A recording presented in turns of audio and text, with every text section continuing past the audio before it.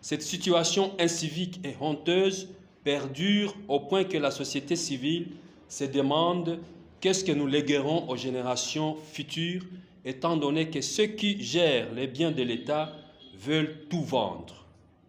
Ce pays et cette province du Sud Kivu ont-ils vraiment des hommes d'État qui pensent aux générations à venir en lieu et place de leurs propres poches? Jusqu'à quand le Sud Kivu sera-t-il victime de ses propres fils et de ses propres gouvernants? Autant qu'ils ne protègent pas les biens de l'État, autant ils ne protègent pas ceux de leurs concitoyens, particulièrement la terre. La terre du Sud Kivu est vendue aux étrangers dans des complicités sans pareil. On nous mène lentement et sûrement dans une logique d'une société contre l'État qui débouchera ipso facto sur une société sans État, car ce dernier aura perdu tous ses repères. Depuis 2012 jusqu'à nos jours, la société civile dénonce tous les stratagèmes mis en place par les agents fonciers et cadastraux, les magistrats et les politiciens qui dépouillent l'État congolais de ses biens. Nos différentes alertes ont fait qu'en 2012, sous les auspices du gouverneur Marcellin Tchishambo, le procureur général Mukonkole et le commissaire provincial de la police nationale congolaise Gaston Luzembo initièrent une opération de récupération des biens de l'État spolié au Sud Kivu. On se demande qu'est-ce qui reste de cette opération. Pourquoi elle n'a pas pu continuer jusqu'au bout?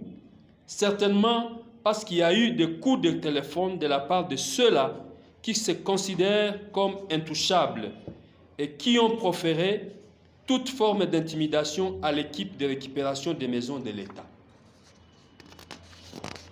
Aujourd'hui, de manière acharnée et irresponsable, les biens de l'État en province du Sud Kivu sont abandonnés à la merci des seuls spoliataires inciviques. Notre grande crainte, c'est qu'à la veille de la fin d'une mandature politique et à la veille de grandes élections, beaucoup des biens de l'État, dont les maisons et les concessions, soient encore vendus à des tiers sans que personne n'en parle. Depuis 2012 à ce jour, la République en général et le Sud Kivu en particulier a déjà perdu un total de 45 maisons vendues, démolies et morcelées, dont A. 5 maisons pendant le règne du gouverneur Marcellin Tchishambo. Numéro 8 sur avenue de l'Athénée. Numéro 57 sur avenue Boulevard du Lac. Numéro 328 avenue Patrice Emery Lumumba. Numéro 03, numéro 05 et numéro 07 sur avenue Ulindi. Numéro 19, numéro 21 et numéro 39 sur avenue de la Résidence. Numéro 51 sur avenue Hippodrome. Et C. 30 maisons pendant le règne du gouverneur Ngwabidje. Numéro 5 sur avenue de l'Athénée. Numéro 8 et numéro 10 sur avenue Mbaki. Numéro 1 sur avenue Kibati. Numéro 18 sur avenue Nyawera. Numéro 51, numéro 45 et numéro 47 sur avenue Boulevard du Lac. Numéro 320/1 et numéro 320/2 sur avenue Patrice Emery Lumumba. Numéro 5/6 sur avenue Route d'Uvira. Numéro 08, numéro 44, numéro 46, numéro 48 et numéro 52 sur avenue Ndendere. Numéro 3 et numéro 16 sur avenue Fizi. Numéro 23 et numéro 43/45 sur avenue de la Résidence. Numéro 6, numéro 10, numéro 14, numéro 52 et numéro 54 sur avenue du Gouverneur. Numéro 25, numéro 27, numéro 53, numéro 57 et numéro 65 sur avenue Hippodrome. Et cela sans compter des maisons et parcelles d'État se trouvant dans les territoires comme à Mwenga, à Kamituga, avec les maisons de la société minière Sakima. La concession du territoire de Kabare, où certains membres du cabinet du gouverneur auraient acquis des parcelles. La concession Mulungu, de l'INERA Mulungu.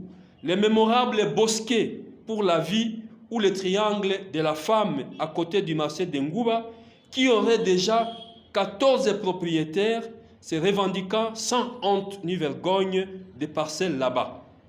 La concession de Renatelsat à Karale, la concession de la Régie des eaux à Ngouba, où se trouvent des installations pour desservir la population de Ngouba à Ano. Les terrains de Ndendere, la concession de l'Atne d'Ibanda, le terrain communément connu sous le nom Koumacheval, le cimetière de la Ruzizi, une partie de la concession de l'université officielle de Bukavu vers le Beach Muhanzi, pour ne citer que cela. Comme cela ne suffisait pas, nous apprenons encore qu'il y a une dizaine de maisons et espaces publics sous menace de spoliation. À l'heure de cette conférence, près de 17 maisons sont sous menace de spoliation dans la ville de Bukavu.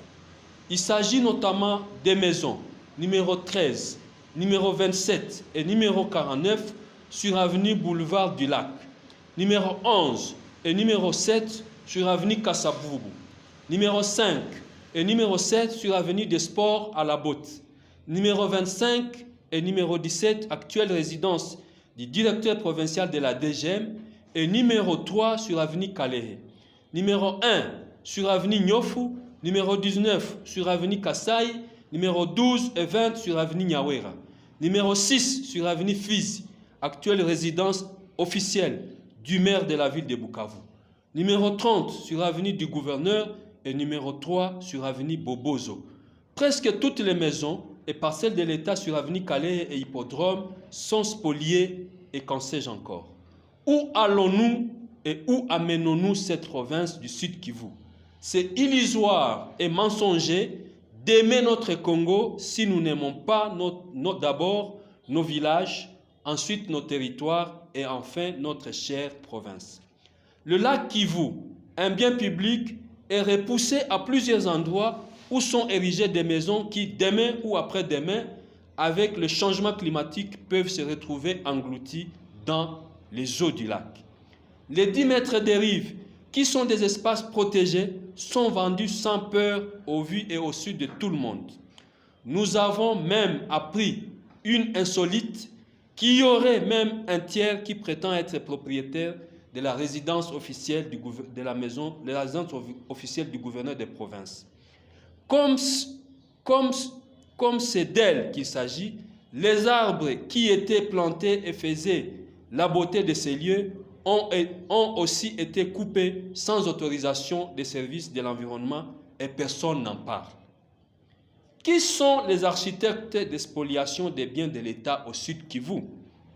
D'abord, certains magistrats bien connus qui se sont transformés en avocats des spoliateurs.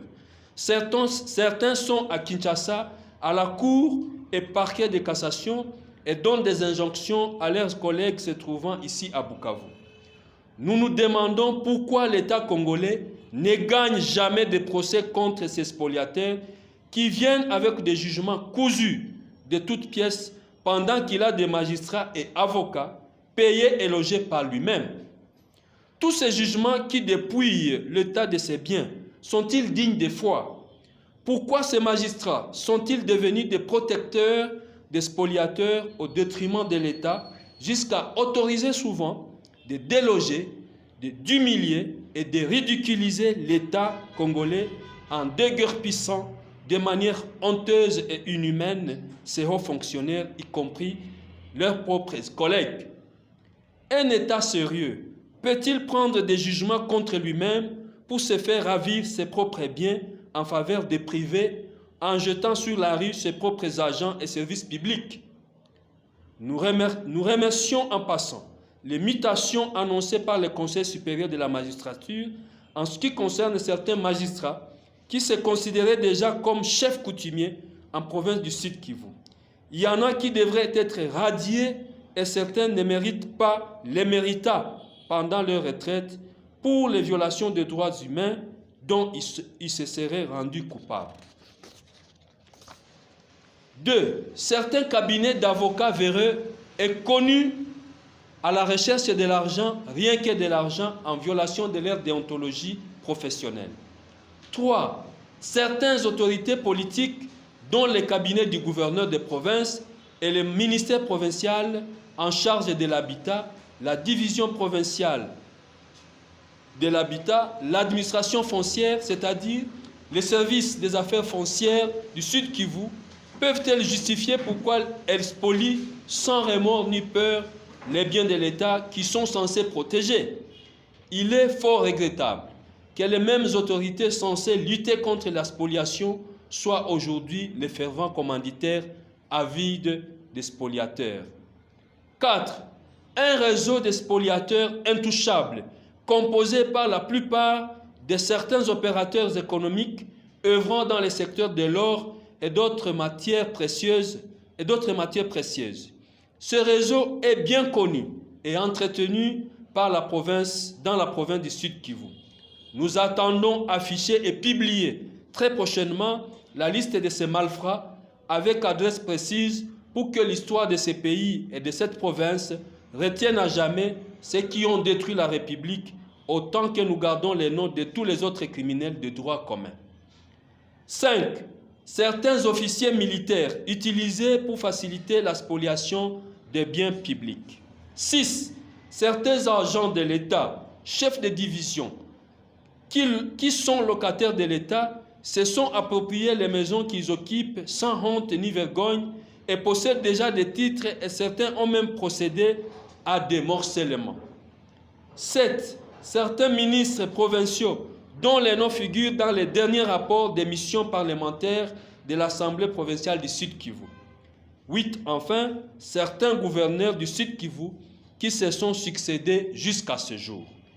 La société civile du Sud Kivu aura constaté que les autorités nationales et provinciales œuvrent à dessein pour la disparition des biens de l'État en province du Sud Kivu, bref, pour la disparition de l'État congolais. Recommandation. Tout en rappelant notre lettre du 14 juillet 2023, ayant pour objet spoliation très avancée des maisons de l'État au Sud Kivu, adressée à l'honorable président Mbosso Kodia, président du bureau de l'Assemblée nationale, par laquelle nous avions sollicité une commission parlementaire d'urgence au Sud Kivu, et celle envoyée bien avant au ministère de la Justice qui avait annoncé la mission de contrôle sous la conduite de l'inspection générale judiciaire, laquelle commission s'est fait toujours attendre, nous recommandons ce qui suit. Aux autorités provinciales du Sud Kivu de retirer leurs mains dans la spoliation des maisons, des parcelles de l'État. Aux autorités nationales de diligenter une commission d'enquête sur la spoliation des maisons et parcelles de l'État au Sud Kivu, d'identifier tous les complices de la spoliation des maisons et parcelles de l'État et de les infliger des sanctions exemplaires, de procéder à la récupération des biens de l'État spoliés au Sud Kivu, de sanctionner de manière exemplaire tous les magistrats impliqués dans la spoliation des biens de l'État. Aux magistrats et aux fonctionnaires et autres fonctionnaires de la justice, de cesser de couper la main qui vous sert et d'essuyer l'arbre sur lequel vous êtes assis. L'État congolais ne devrait plus continuer de perdre sa dignité et ses biens à cause de votre cupidité et complicité négative. D'observer leur déontologie professionnelle en tout et pour tout en rendant une justice équitable. À la division de l'habitat, de marquer, entre guillemets, de marquer maison de l'État, de mettre la mention maison de l'État sur toutes les maisons appartenant à l'État congolais en vue que nul n'en ignore l'existence et ne soit pas poussé à les acheter. D'actualiser chaque année toutes les maisons de l'État et les locataires qui les occupent et les publier sur des valves pour que personne n'en ignore. Au service des cadastres et des affaires foncières, de refuser d'exécuter des ordres illégaux, de borner des espaces publics, de ne pas servir de béquilles aux spoliateurs, de ne pas superposer des titres fonciers à la base de nombreux conflits dans la ville de Bukavu et dans les territoires. Aux opérateurs économiques spécialisés dans la spoliation au nom de prétendus partenariats publics-privés, de savoir qu'à tout moment, l'État peut reprendre son droit et rétablir de l'ordre, de se focaliser sur le plan d'élargissement de la ville de Bukavu vers Niantende, Mugogo, Kavumu et d'investir dans l'habitat, de rendre public tous les contrats partenariats public-privé conclus avec l'État pour plus de transparence et de redevabilité. À la population du Sud Kivu, de se prendre en charge pour protéger notre chère République contre ces inciviques internes et externes qui veulent sa disparition totale, de s'empêcher de voter pour toute personne qui aura participé directement ou indirectement à l'anéantissement de l'État congolais et à la spoliation des biens au profit des personnes et des pays étrangers. L'avenir des Congolais est entre leurs mains. Ils ne devraient pas se laisser manipuler et moins encore acheter par ceux qui veulent maintenir le pays dans la violence afin de l'exploiter et de faire des affaires honteuses, a dit le pape François lors de son passage à Kinshasa en février 2023. Ainsi fait à Bukavu, le 7 septembre 2023, pour la société civile du Sud Kivu, Adrien Zawadi, président du bureau de coordination. Je vous remercie.